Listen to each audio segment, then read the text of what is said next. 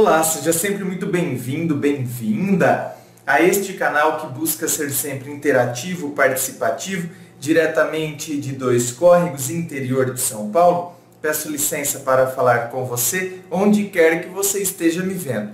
Hoje, dia de reflexão livre, eu gostaria de falar sobre uma frase que eu fiz essa reflexão semanas atrás e várias semanas eu fiquei refletindo sobre um texto do Shakespeare.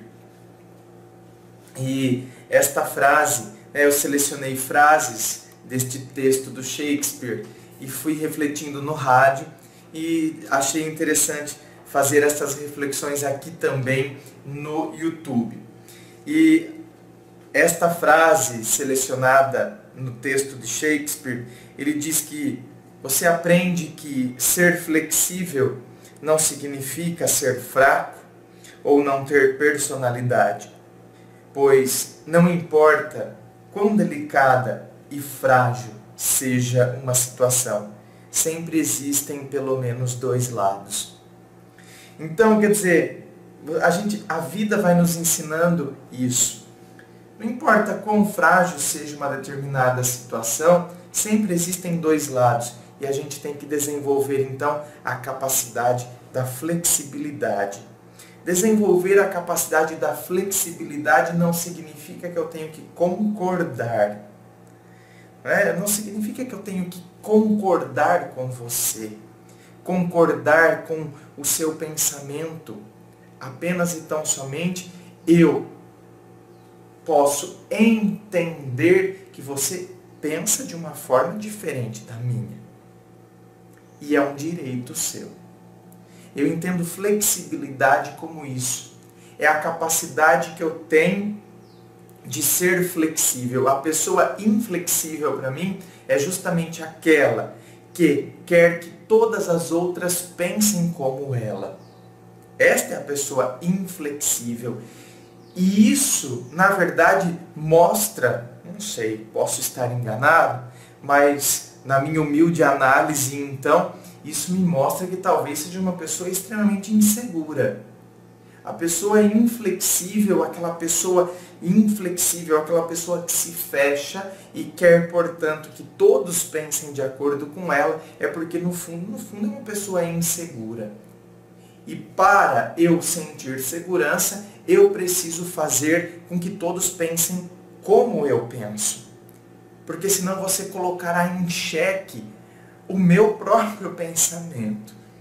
E na verdade, então eu preciso te obrigar a pensar como eu penso. E para te obrigar a pensar como eu penso, quantas são as pessoas que partem dos princípios do desrespeito? Eu desrespeito e eu quero então te ridicularizar. Eu quero mostrar o quão ridículo você é, o quão ridículo é o seu pensamento. Você pode analisar aqui no próprio YouTube. Por que aqui no YouTube, por exemplo, eu não aprovo determinados comentários ofensivos, não à minha pessoa, não? Eu não aprovo comentários ofensivos de um para com o outro aqui embaixo no YouTube, nos meus vídeos. Eu não aprovo esse tipo de comentário. Por enquanto está dando para controlar. Se chegar um período em que os comentários forem muitos, que não dá para eu ficar analisando e aprovando, eu vou optar por desativar a opção de comentários. Por quê? Porque eu vejo que as pessoas justamente fazem isso. As pessoas despejam o seu pior. São pessoas inflexíveis que querem destruir a outra que pensa diferente dela. Pessoas inflexíveis. Então são pessoas que, na verdade, não têm tanta segurança na forma como elas pensam. Então elas precisam ridicularizar, elas precisam escorraçar, elas precisam xingar a outra. ela precisa colocar seu lixo, seu lado animal, justamente porque ela se esconde também atrás de um fake, atrás de um nick, atrás de uma figura. Ela não mostra de fato como ela é. E se eu não mostro como de fato eu sou, se eu não mostro a minha face, se eu não mostro o meu rosto, se eu não mostro o meu nome, será que não é porque, na verdade, eu tenho medo? Será que no fundo eu tenho insegurança da forma como eu penso? É por isso que eu preciso ridicularizar o outro? É por isso que eu me torno uma pessoa inflexível? Sempre existem dois lados. E por que aqui, por exemplo, eu não aprovo? Primeiro porque o meu canal, comentários ofensivos, por exemplo. Porque o meu canal trabalha com autoajuda. E quantas são as pessoas que chegaram destruídas, desmotivadas, desorientadas, assistiram aos vídeos e relatam, não é, que melhoraram, que se sentiram melhor. Aí elas vão ler os comentários. Aí ela lê um comentário em que ela se sente extremamente ofendida com aquele comentário. Aí ela vai querer responder aquilo ali porque ela quer, né, contra-argumentar. Aí começa uma discussão, e aí um canal, e aquela sensação que ela sentiu ao ver o vídeo, vai-se embora, e ela volta a ficar amarga. Então, quer dizer, aí não adiantou nada. Não adiantou nada todo o discurso que eu fiz, por exemplo, de positividade, da pessoa, né, se sentir bem com ela mesma. Porque em seguida ela já foi tomada por aquela carga de raiva por causa de uma pessoa que despejou ali uma coisa ofensiva, uma coisa que a ofendeu. Então, por isso que eu opto pela seleção e não aprovação de comentários extremamente ofensivos que as pessoas colocam, às vezes, em cima das histórias, em cima... por conta disso, né? Não porque eu quero fugir e não quero mostrar comentários ofensivos a mim. Eu leio, então eu tô vendo. E hoje em dia eu já sei lidar com os haters, né? Aqui na linguagem do YouTube é chamado de haters, aqueles que descem a lenha nos comentários, mas que estão sempre assistindo. Então eu acho até estranho isso, né? É a pessoa que assiste para poder malhar. Não sei. Então, será que se ela é tão contra, tem tantas outras opções, era só não assistir, não é mesmo? Nem estou dizendo aqui do meu canal, não. São os outros canais que eu acompanho, porque meu canal não recebe tantos comentários assim, de ofensivos, não. Né? Assim, é mínimo, é muito pouco. É 1%. De todos os comentários, tem 1% que são ofensivos. Então, nem estou aqui fazendo uma autodefesa, não. Mas querendo mostrar, a partir desta frase de Shakespeare, a importância da gente sempre entender que, tudo bem, eu posso não concordar, mas isso não me dá o direito de desrespeitar. Porque eu aprendo que é isto que, aliás, intitula o meu programa no rádio e que intitula aqui o canal. Ponto de vista. Nós temos pontos de vista diferentes de uma mesma situação. Se eu tivesse, eu já fiz essa dinâmica em alguns vídeos, se eu tivesse uma plateia aí do lado de lá da câmera, então vocês que estão em casa assistindo, e se eu tivesse aqui ao vivo comigo, aqui nessa parede, eu tivesse, na verdade, uma plateia me assistindo ao vivo. E eu fizesse uma dinâmica aqui com vocês, então, e dissesse: escuta, vocês em casa, o que vocês veem aqui? Nós vemos uma camiseta. Vocês aqui, ao vivo, o que vocês veem aqui? André, nós vemos uma camiseta. O que vocês veem nesta camiseta? Nós estamos vendo uma imagem e uma frase. Um rapaz, um homem soltando e libertando uma águia. Vocês, ao vivo, o que vocês veem nesta camiseta? Ah, nós estamos vendo apenas e tão somente o logo do canal Ponto de Vista. E aí então vocês em casa ficariam brigando. Não, na camiseta branca tem a imagem de um homem soltando uma águia. E eles aqui ao vivo ficariam gritando: não, seus loucos, na camiseta branca tem o logo do canal Ponto de Vista. E aí então vem a pergunta: que hora que vocês acabariam de discutir? Vocês ficariam se matando aqui. Quando eu faço essa dinâmica em sala de aula, muitos dos meus alunos dizem o seguinte: professor, a gente pararia de brigar a hora que o senhor virar. Você vê que coisa? Eu sempre quero que o outro faça.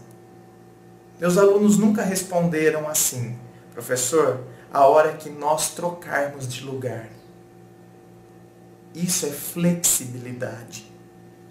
Quando eu tenho a capacidade de me colocar no lugar do outro, aí eu sou flexível.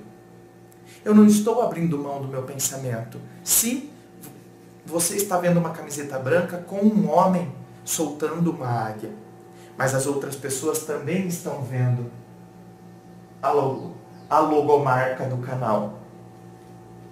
Você entende? Você não teve que abrir mão das suas convicções. Você não teve que deixar as suas convicções de lado, mas você simplesmente teve a flexibilidade de mudar de lado e perceber que por mais frágil, como diz Shakespeare, por mais frágil e complicada que seja uma situação, sempre existem dois lados.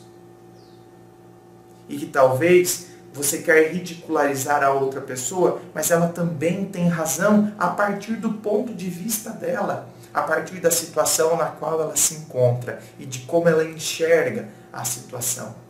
Isso é flexibilidade. Isso é saber colocar-se no lugar do outro. Quando assim agirmos, provavelmente desenvolveremos o respeito pelo pensamento alheio. Pelo pensamento alheio que é tão diverso muitas vezes do nosso. Não significa que eu tenho que me dobrar ao seu pensamento e fazer o que você proclama. Eu posso continuar não concordando, mas eu apenas então somente entendo que você pensa diferente a partir da situação na qual você vive. E é um direito seu. Isso é ser flexível. Isso é ter flexibilidade. Claro, não é? Cada situação precisa ser avaliada dentro do seu próprio contexto específico e dentro da sua própria situação. Mas é mais ou menos isso que seria para elucidar esta questão da flexibilidade. Assim como tem gente que às vezes se torna, inclusive, extremamente incoerente. A pessoa se torna incoerente sem perceber. Sem perceber, ela se torna uma pessoa extremamente incoerente, como por exemplo, vamos imaginar, eu vou até pegar a minha área, né, para não falar que eu estou sendo tendencioso. Vamos imaginar um professor de filosofia que esteja falando, por exemplo, o seguinte: não, olha, o André Massolini não pode ser considerado filósofo, porque se ele fosse um filósofo, ele citaria filósofos, ele citaria trechos das obras de Aristóteles, ele citaria trechos da Crítica da Razão Pura de Kant, e se possível em alemão. Ele citaria tudo isso. Então, ele não pode ser considerado filósofo. E aí, a pessoa não percebe, na verdade, que ela considera que ela é, a pessoa que está dizendo isso, né, ele ou ela considera que ela é o critério de medida da filosofia. o fazer filosofia tem que ser de acordo com o fazer dela. É a partir dela, é a partir do ponto de vista dela. Então ela se torna extremamente inflexível. A medida é ela se torna a medida para todas as outras coisas. E todas as pessoas que não seguem aquela medida estão fora, portanto, do que ela considera que é fazer filosofia. Fazer filosofia é citar filósofos, é citar trechos, né, dos livros de filósofos, por exemplo. E ela não percebe que, na verdade, ela está sendo inflexível e está sendo incoerente com a própria filosofia. Que a própria filosofia nos ensinou a pensar de maneira ampla e sair de uma maneira estereotipada. E ela não percebe que ela criou um estereótipo sobre o que é fazer filosofia a partir dela mesma. De concepções, né, estagnadas que ela tem. E tudo aquilo que foge daquele estereótipo, e a filosofia justamente questiona paradigmas e estereótipos, então ela está sendo incoerente com a própria filosofia. Você entende como é complicado? Às vezes a pessoa se torna tão inflexível que ela não percebe que ela vai contra um princípio tão fundamental. Assim também acontece em muitas religiões. Quantas são as pessoas que ficam fazendo verdadeiras guerras de religião com a outra religião, de religião com a outra religião, de religião com a outra religião, e elas não percebem que elas estão sendo, então, totalmente incoerentes. A inflexibilidade as torna incoerentes, porque o princípio da religião não é o amor ao próximo, não é o amar a Deus sobre todas as coisas e ao próximo como a si mesmo. Então, que amor ao próximo é esse, quando na verdade eu quero destruir e deturpar e ridicularizar você? Né? Transformar você num pecador imundo que está condenado ao fogo do inferno. E apenas então somente os salvos e puros são os que estão ao meu lado. Esses que partilham do meu pensamento, da doutrina que me orienta, esses é que contemplarão a vida eterna. E todos os outros estão condenados ao fogo do inferno. Então, quer dizer, eu me transformo numa pessoa que julga, condena, quando na verdade o princípio seria do amor ao próximo, sendo que o próprio Cristo falou: mulher, ninguém te condenou, eu também não te condeno. Então as pessoas tornam-se, muitas vezes, por causa da inflexibilidade, elas se tornam até mesmo incoerentes. E aí é um grande perigo.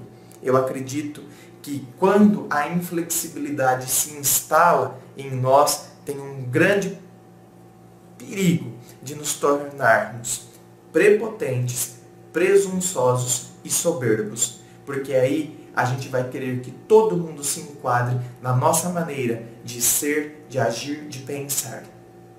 Todo mundo que está fora disso não presta, todo mundo que entende, a gente nunca considera que existem sempre dois lados, por mais frágil e complicada que seja uma situação.